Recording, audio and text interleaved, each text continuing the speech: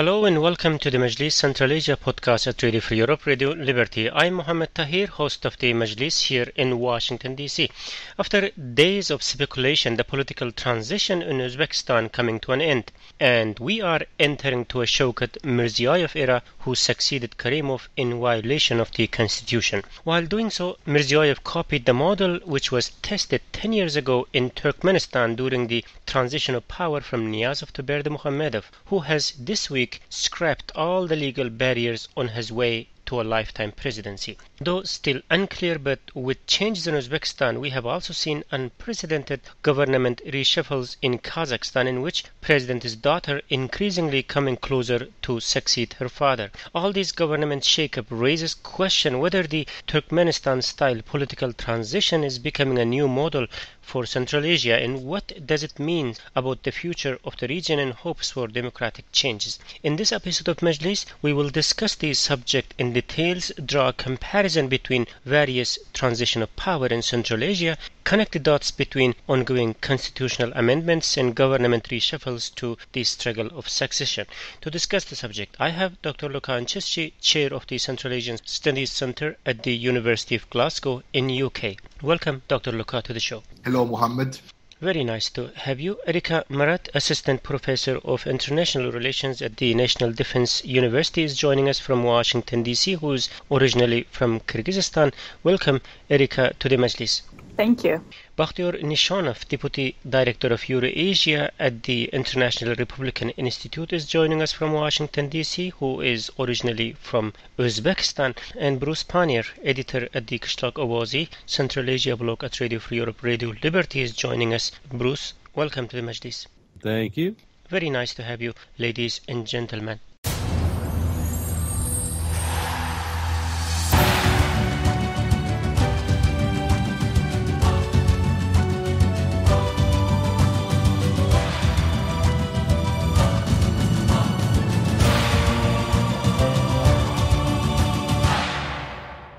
Now, Bruce, are we done with the political transition thing in Uzbekistan?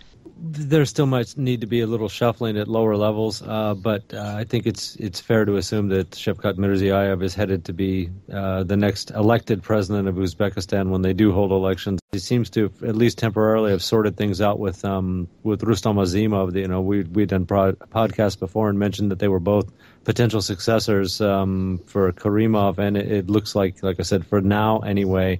My understanding from looking at reports is that they've kind of worked out any differences they had, and they're both maintaining. Mirziyoyev's technically still prime minister and acting president, and Azimov was confirmed as finance minister. So I don't see any changes coming. Bakhtiyor, any clue about the upcoming election, which Shavkat Mirziyoyev has legally to hold in 3 months? Quote unquote elections on December 4th. At this point, unfortunately, I have to say it's my conviction that, we probably all know the results. And we know who the next president of Uzbekistan is going to be. And just like Bruce said, at this point, the transition has been so smooth that it raises a lot of questions. I hear a lot of people come up to me, and people who know that I'm originally from Uzbekistan or work on Eurasia, coming up to me and saying, well, look, it's better than some other countries in the Middle East where you see these, bloody, transitions. And this has been so good, so smooth. It's good for the people of Uzbekistan, to which my answer is, I just do not think this transition and this sense of tranquility that we currently have in Uzbekistan is real. I do believe that unless the governments of these countries, in particular, since we're talking about Uzbekistan, they, carry out real reform, I do believe that they will have major problems down the line. Just a very quick note on Bruce's point. I 100% agree that, at this point, it seems like, Azimov and Mirziyoyev worked out their differences. A couple of things to note, though. You probably noticed that Abdullah Aripov, who had been previously a minister, was brought back. This is a guy who's been dismissed on corruption charges, and that's somewhat of a surprise that he was brought back. And again, somebody there's been a criminal case against him. The other thing is Rustam Azimov's portfolio has been increased, and with increased responsibility, responsibility, I would not be surprised if this is some kind of a medium to longer term I hate to use this word, but game, these seemingly innocuous changes in the government may indicate where the government is heading post-election. Dr. Luca, restatement of the Aripov, does it say anything about the possibility of Shaukat Mirziyoyev reversing some of the Karimov's policies? These are always the big questions that we hear when, this president die and someone new comes in. Is there going to be change? Turkmenistan, where in the first few months after Niyazov died and Berdimuhamedov coming in as interim and then the election in February, everyone was saying, it's opening up, it's changing, new policies. And then look at where we are now, 10 years down the track, having a constitution which puts him in charge for pretty much his own life. So, no, I don't think that we can be optimistic about any kind of policy change. What we've seen is a leadership change happen according to the Constitution. Doesn't really mean that it's going to be a better way of governance, because the Constitution itself is authoritarian by design. Central Asia, we got these constitutional drafts of the early 90s, which in most cases were highly presidential, so they facilitated creating these authoritarian regimes. And then they've been amended with authoritarian agendas in mind, and that entrenched even further authoritarian politics. So what we've seen is different from the prior one just because he is younger, operating within the same system, within the same rules. So I can see why we're going to have different policies. Thank you, Dr. Luca. It was nice that you mentioned Turkmenistan. This brings us to our next topic. Erika, how similar or different has been so far the political transition of Uzbekistan to what we have seen in Turkmenistan 10 years ago? I mean, there is the point to make that they have been similar, that it's been behind the scenes, and that it was very well planned. But I wouldn't go as far as to say that this is the Central Asian tendency to transfer power like this. When we look at Kazakhstan, I think the power transition is going to be different because in Kazakhstan, just the structure of the state and political elites is different. And there is more competition and there is more bureaucracy in a good sense of it. So even if the current leader, the transition is still going to have a different flavor to it. I think maybe even elections are going to be a little more fair and transparent compared to what we will see in Uzbekistan in December. And there's just going to be a little more debate and discussion about what's happening, as opposed to in Uzbekistan right now is just pure coronation and no discussion whatsoever. Definitely. I do see there is a little bit different approach is visible there. But coming back to Turkmenistan, Bruce, I cannot avoid mentioning the constitutional change this week, which paves the way for current Turkmen president a lifetime opportunity to remain in power, although it might have been planned earlier, but the timing of this change also suspiciously coming together with other changes in the region. Where this constitutional change in Turkmenistan is taking us? Well, I think everyone assumed from the start that he'd get around to something that would keep him on in power for quite a long time. The time is only interesting in so much, I would say, as it's coincidental with all the other stuff that's been going on. We've known since February that this was coming in Turkmenistan. We just didn't know exactly when it was going to happen. So they seem to have slipped it in yesterday real fast. It's hard to say this is optimistic, but at least I would add that they did decide that it was necessary to amend the Constitution to put this kind of change in there, as opposed to Berdimuhamedov's predecessor, Safa Murat Niyazov. The Elders' Council suggested that he just remain on as leader for life, and that wasn't written into the Constitution or anything. And they just voted on that and went for that, and that's what kept Niyazov in power all that time. So, for what it's worth, at least there has been a constitutional change now that allows Berdimuhamedov to run for office as many times as he wants and stay as long as he's alive. So, Bakhti, I remember that we have had some exchange going back and forth on this. Mirziyoyev will be any different than Berdimuhamedov in his actions, in his deeds, in his style or politics or policies? I would very, very much hope so. The one thing going for Berdimuhamedov is that, he's at least a little bit more entertaining than I think Shavkat Mirziyoyev is going to be. He rides horses, he sings songs, he's on television, hosting, New Year's Eve and that kind of stuff. I think with Shavkat Mirziyoyev, and I say it with all responsibility, is overall, I do think the situation is going to be worse. Because the thing is, I think with Karimov is, at the very least, with Karimov, you had a situation where, early on, he did very much care about, what the West thought, what, the U.S. thought. I mean, he was very much kind of, trying to promote some of these ideals, at least lip service. Again, from day one, we're talking about Shavkat Mirziyoyev taking over, and so on and so forth. But honestly, even to, I think, people who were watching this very closely, the way they just dealt with the Constitution, and again, the irony of it all, the Constitution was specifically amended to prevent this kind of power grab, right? To prevent this kind of, the Prime Minister just kind of coming in and just taking over. That the point was that a member of the Parliament takes on the responsibilities of acting president. The way they just complete disregard for the Constitution, this is very much along the lines of what Bruce was saying about Berdimuhamedov.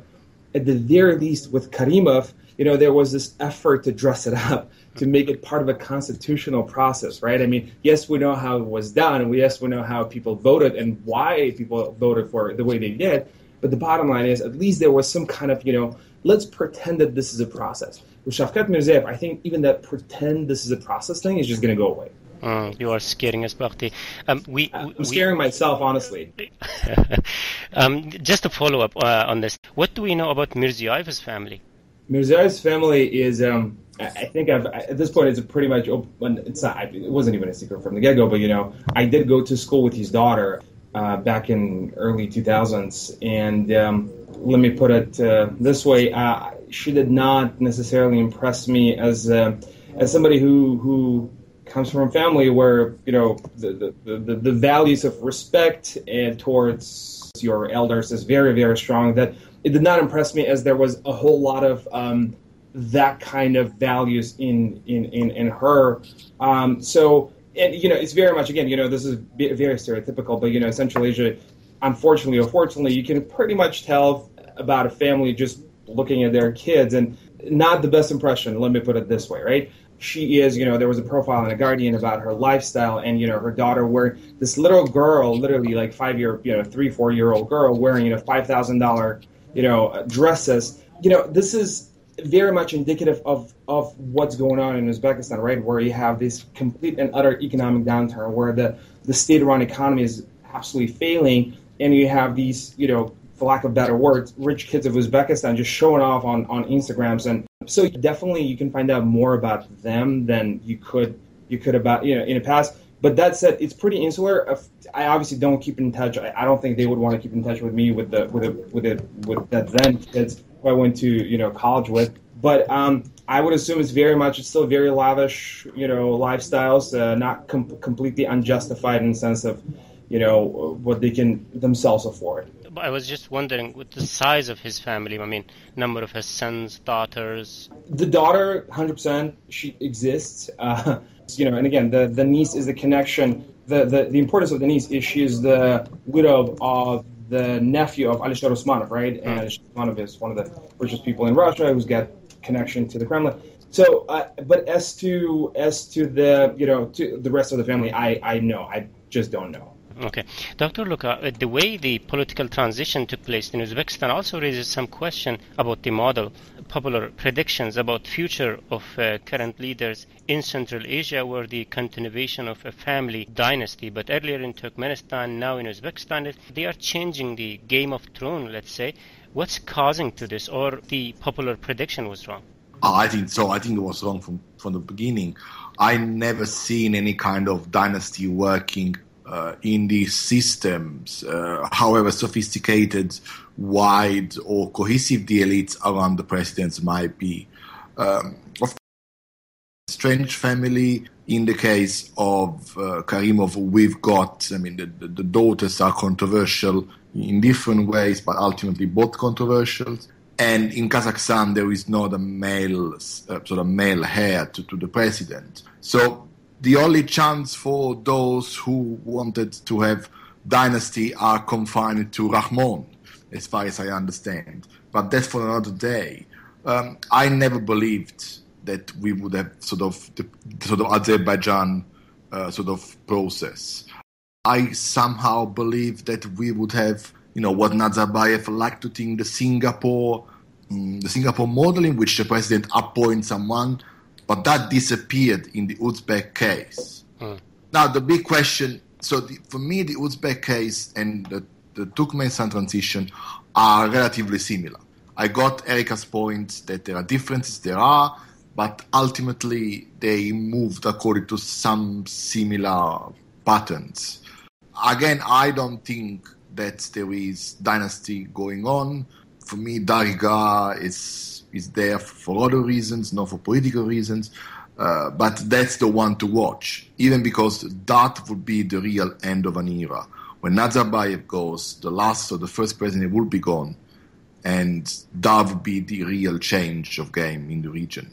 Erika, any idea? Definitely, we are going to talk about Kazakhstan in the second half of the program, but just to get this out from our way, I mean, any idea about the shape that the transition is taking place in Kazakhstan? Is it closer to Turkmenistan? Is it a family dynasty? What is that? No. My original point was that it's going to be a more dynamic process, and I completely agree with Luca saying that Tajikistan is the only contender for a dynastic rule transition, power transfer, and the son is groomed to possibly become the next leader, though the current leader, Rahmon, seems to be young, relatively, and healthy. But in Kazakhstan, I think they're political elites, but they're also economic elites. They represent economic elites. And whoever succeeds Nazarbayev, I think his family doesn't want to end up like Karimov's family, who seems to be just like Bruce wrote in his excellent piece. Kind of now, they are not in the forefront of political life, and their economic fortunes might be challenged as well in the coming years. So I think will at least inherit a better deal once Nazarbayev is gone. Can I jump in with just one thing? Because before, I know we're going to leave to Kazakhstan, and I just wanted to say one thing about the Turkmen and Uzbek transition processes was that, this might actually be a base plate for a lot of this stuff. When the leaders died in both those countries, the news of their deaths was suppressed as much as possible. I mean, we're not 100% sure with Niyazi, but it seems like he'd actually been dead for several days, and deciding what the next move is going to be before they make the announcement of death. And that's why we have what appears to be a smooth transition, is because this has been, probably round-the-clock meetings practically over the course of several days before they come out with their own story and who's going to be in charge of the country. And in both those cases, of course, they circumvented the Constitution. Both Uzbekistan and Turkmenistan were supposed to have the speaker or chairman as the interim president, and in both cases that was thrown out. In Turkmenistan's case, it was the Senate chairman was arrested and he was put out of the picture. And in the Uzbek case, we had a more theatrical performance where the chairman of the Senate came and said he just didn't think he was qualified, and he preferred that someone like Mirziyoyev, who was respected among the population and everything, would take over. Now, there might be some elements of that we'll see repeated in all these countries, something like Kyrgyzstan being an exception always. We will talk more about Kazakhstan in the second half of the debate, but let's get Kyrgyzstan out of our way. Erika, the timing of the ongoing efforts on constitutional amendments is very suspicious in Kyrgyzstan. Does it have anything to do with the future of Atambayev or his family or his regime? Yeah, that's really unfortunate what we see in Kyrgyzstan today, and Atambayev basically doing the same thing that his predecessor did, try to change constitution and present it as if this was the will of the people. It's very unfortunate because Kyrgyzstan now falls into the same pattern as we see across former Soviet states, that once the incumbent, possibly democratically elected, which Atambayev is, once his tenure is about to end, then he becomes more authoritarian in order to suppress competition before the next elections. And Atambayev can't run for another presidential term, but it seems like he's preparing this ground for himself with the constitutional changes possibly as a prime minister or some other high-ranking political position. Again, it's very unfortunate to see him undermining all the achievements in establishing a dynamic political process that have been made by Rosa Atambayeva, by some members of parliament in the aftermath of regime change in 2010. Are we talking about possibility of Kyrgyzstan joining other Central Asian countries?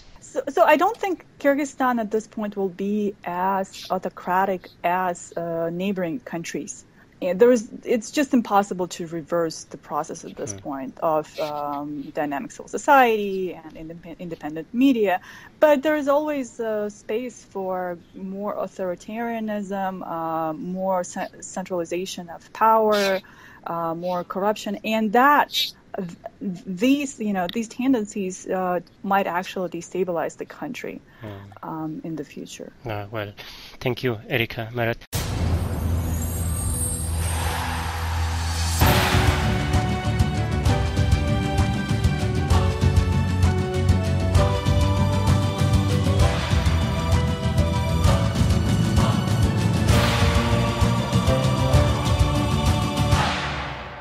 Just to recap the discussion today in the Majlis Central Asia podcast at Radio Free Europe, Radio Liberty, we are talking about model of political transition in Central Asia in light of Mirziyoyev's move to succeed Karimov in Uzbekistan. Discussing the subject with me are Dr. Lukan Cheschi, who is the Chair of Central Asian Studies at the University of Glasgow, Erika Marat, Assistant Professor of International Relations at the National Defense University, Bakhtiar Nishanov, Deputy Director for Eurasia at the International Republican Institute, and Bruce Pannier, Editor of Kishlak Owazi, Central Asia Blog at Radio Free Europe, Radio Liberty. I'm Mohammed Tahir, host of the Majlis here in Washington, D.C. Now, first, let's update, Bruce, ourselves on Kazakhstan. There has been lots of political changes in recent days as authorities wouldn't explain the reason. The rumors have been that those changes have to do with what is going on in Uzbekistan lately.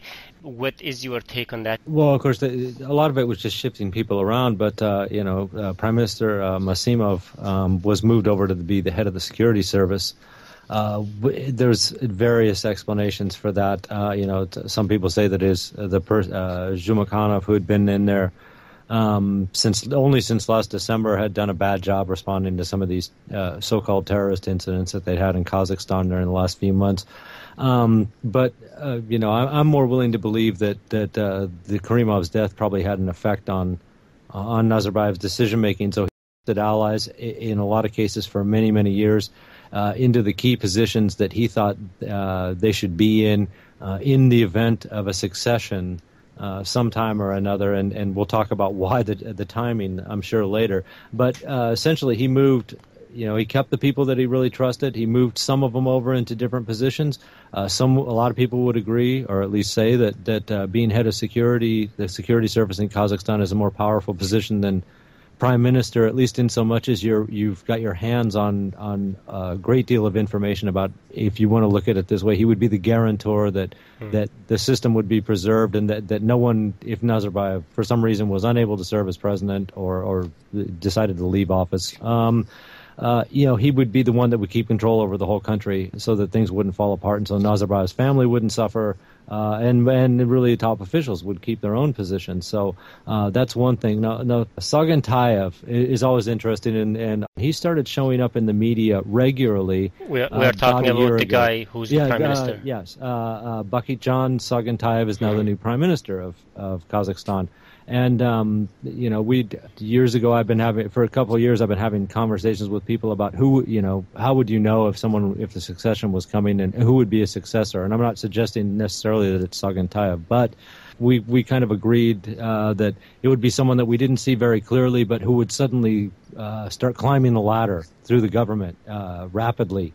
And Sagantayev has kind of followed that pattern. Like I said, we didn't hear a whole lot about him until a year ago, and certainly as of January this year, he started appearing, and commenting on key issues that had to do with the government, and that was well publicized in Kazakhstan too, so that he got a great deal of press time on a range of issues: energy, security, agriculture, all kinds of stuff. So you could see that someone was trying to get the population familiar with who he was.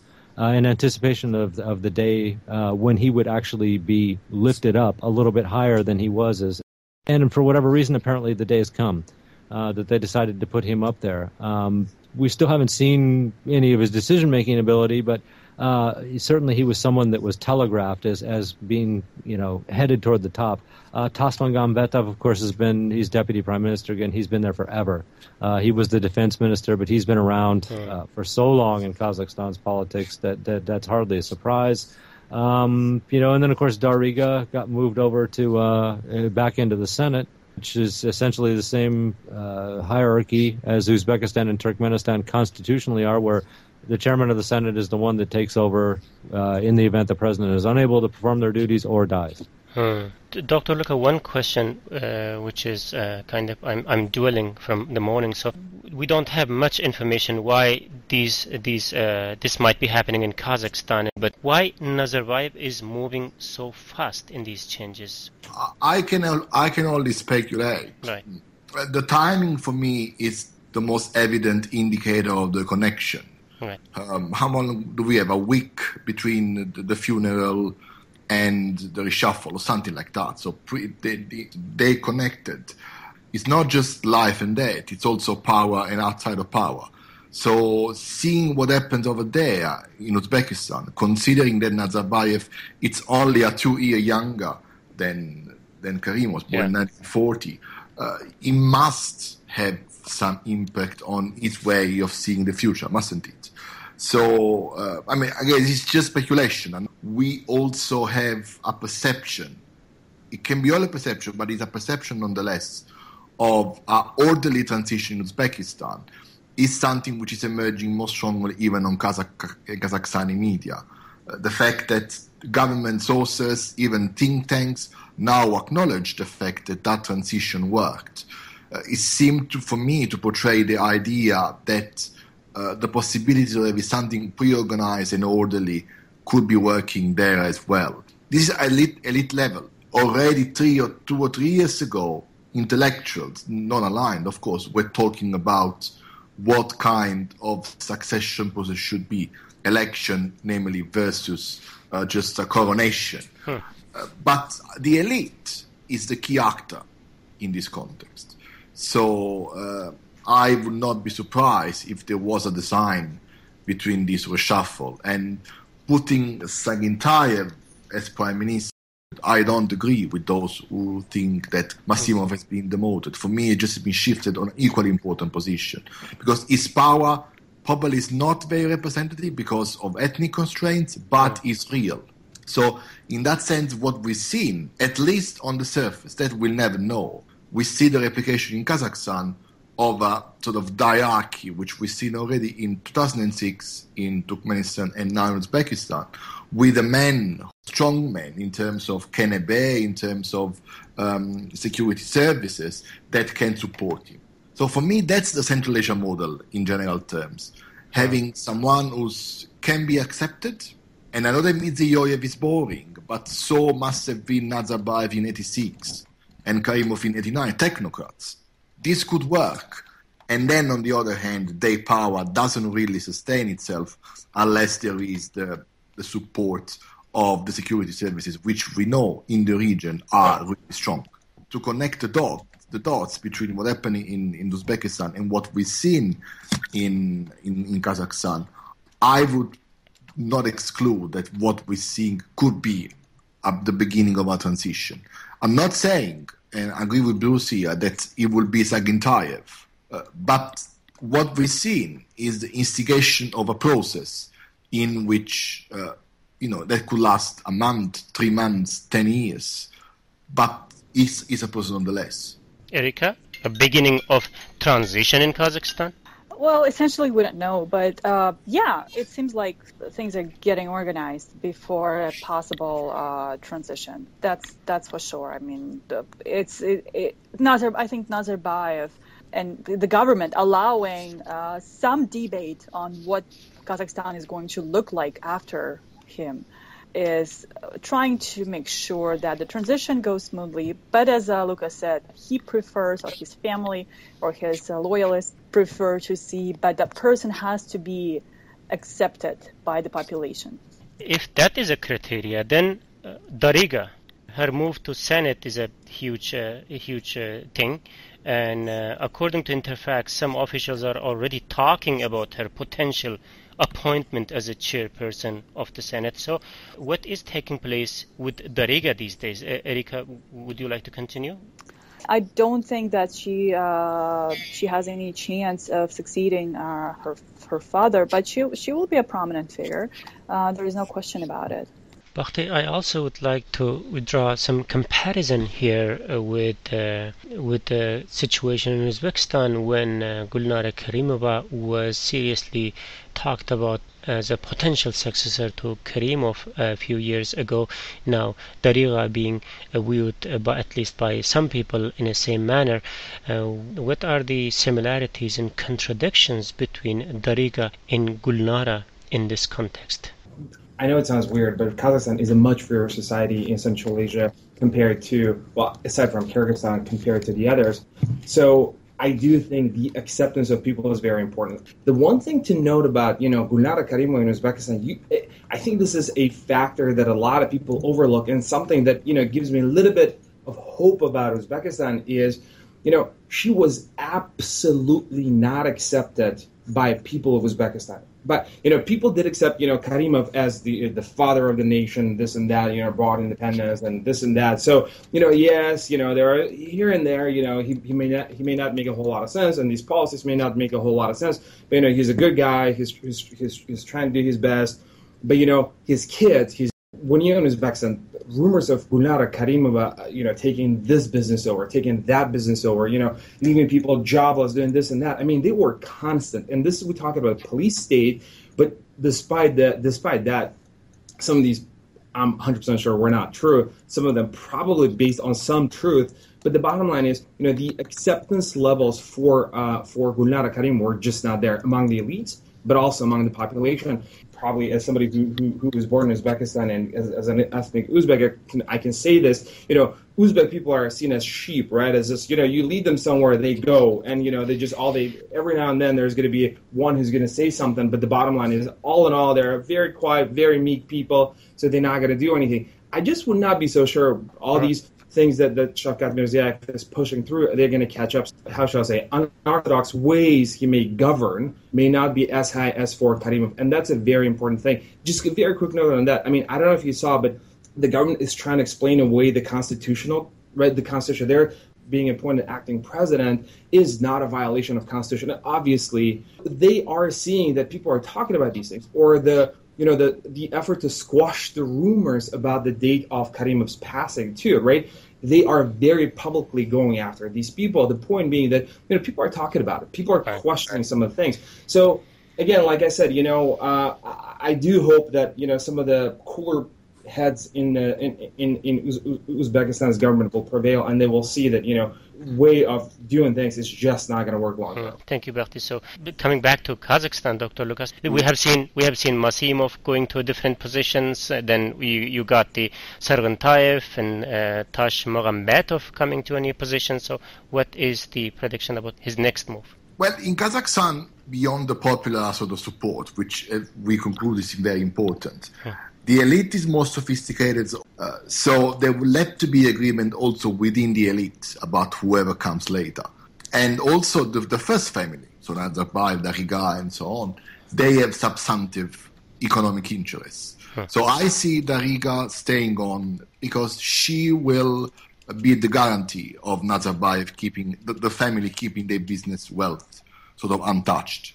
The next move, well, I think that whatever happened in Uzbekistan had an impact on the president. So whether or not he will return to his Singapore dream, in which he clearly appoints someone publicly, and as Bruce, I'm sure, agrees, the first president-in-law really allows him to stay in power without really being in power. And they probably just keep going with this agreement until he actually dies. But again, I'm speculating. I think that we have to agree that when Nazarbayev goes, is the end of an era.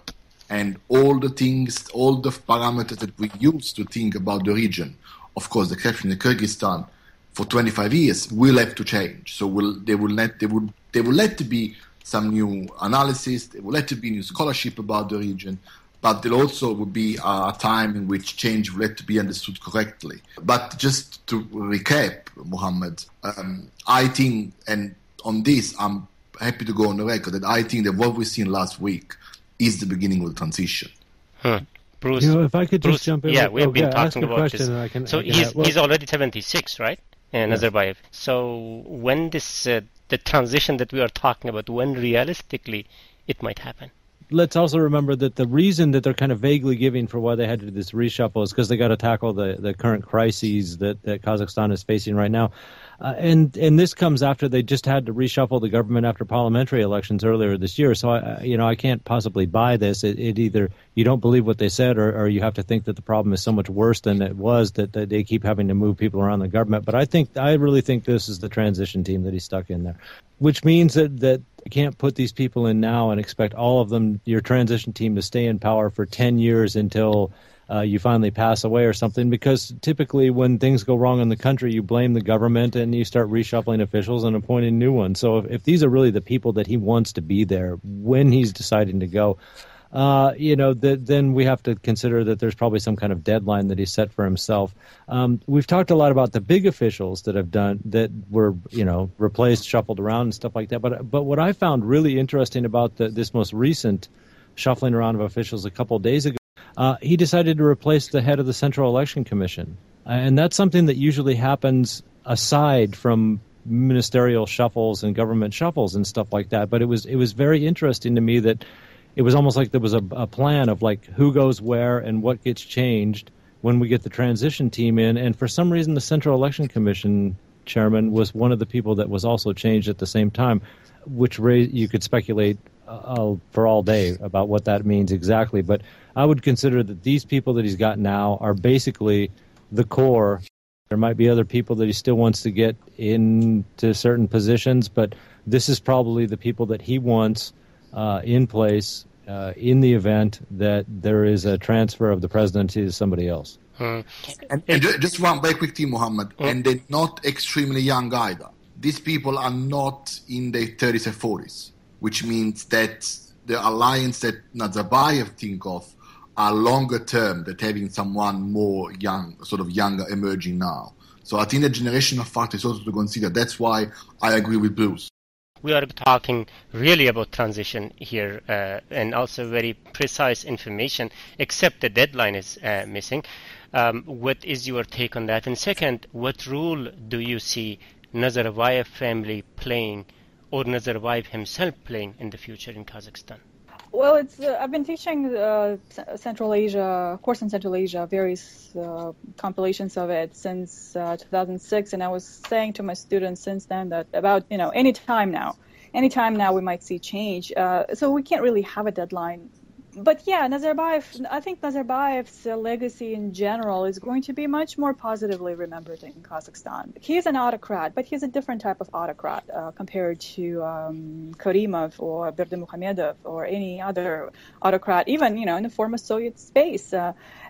He's fairly popular. Of course, there are pockets of strong opposition and there are grievances in Kazakhstan society, but still, he's quite popular. He's a popular autocrat. So his legacy will be a lot more positive compared to Karimov. Let me just mention something else that I think we're not really considering yet in the context of Central Asia, but I think at least from my perspective, and I teach at a military college, and maybe I'm influenced by that. But I think the change change towards more open societies and more democracy is not going to come through those planned successions, but it's really going to come from bottom-up resistance. And this bottom-up resistance might be violent. And again, this is speculations, but unfortunately, to put it bluntly, I think there will be violence before there'll be real political change in Central Asia. Okay, thank you, Erika. I don't want to end this conversation on this note, but these are... Anyone who would like to put a positive note in this discussion, then go on. If I just may, positive, Bhakti, please. Positive is going to be. I 100% agree with Erika, but here's the thing, right? I mean, look, especially in Kazakhstan, this is the thing that I was talking about earlier about Uzbekistan. When we talk about smooth transitions, what we are not really talking about are these, true, and especially in Uzbekistan, we're talking about these, very young population, unemployed, to an extent, very angry at their own circumstances. But, social, economic demands have been there. I mean, there are pockets of resistance all the time in Samarkand, in, the East, obviously, Uzbekistan is, people are very much scarred by Andijan, so you don't see a whole lot of there. But, you go west, you go central Uzbekistan, you see these pockets of, people closing down the roads, people doing this and that, just demanding social, economic changes. At some point, those are going to become political. That's the important thing to remember, right? The acceptance for Shavkat Mirziyoyev is not going to be as high as Kadyrov. That I can say for sure. And the price is probably going to be increased, brutality of the state. That increased brutality of the state will definitely flare up tension.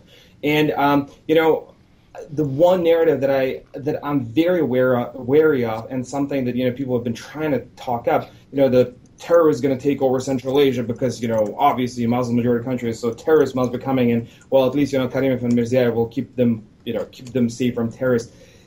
Their policies will contribute to that. I mean, let's be very, very real. It is for the sake of Uzbekistan and Kazakhstan, and I'm not sure about Turkmenistan, honestly, but to an extent, right, all of these countries, that they very much need to open up, whether slowly economically and socially, and then maybe to an extent politically, but it's very important that they do that. And, what Erika's point is absolutely great, that, Nazarbayev is popular. We like it or not. There are circumstances that explain that 100%. But the point is, here's an opportunity to really make a difference by, honest, fair elections through, a vibrant civil society, to prevent the very same thing that Eric is talking about, that there's going to be, that there may be violence. And I really hope to God that there's no violence, but, at the rate things are going, if they do not really open up and they do not do things, and I'm not pushing the party line here, I do believe that, it is going to be important that they do carry out true reforms to be able to withstand those challenges. Thank you. I think time is up. We have to end our discussion here. Thank you very much, Bakhtiyor Nishanov, Deputy Director for Eurasia at the International Republican Institute, Erika Meret, Assistant Professor of International Relations at the National Defense University, Dr. Lukan Chesci, Chair of the Central Asian Studies Center at Glasgow University, and Bruce Pannier, Editor of Kishlak Owazi, Central Asia blog at Radio Free Europe, Radio Liberty. Thank you. Thank you. Thank you. Thank you. This is it from me, Mohammed Tahir, host of the Majlis. Hope to see you in the next Majlis. Bye-bye. Bye-bye. Bye-bye. Bye-bye.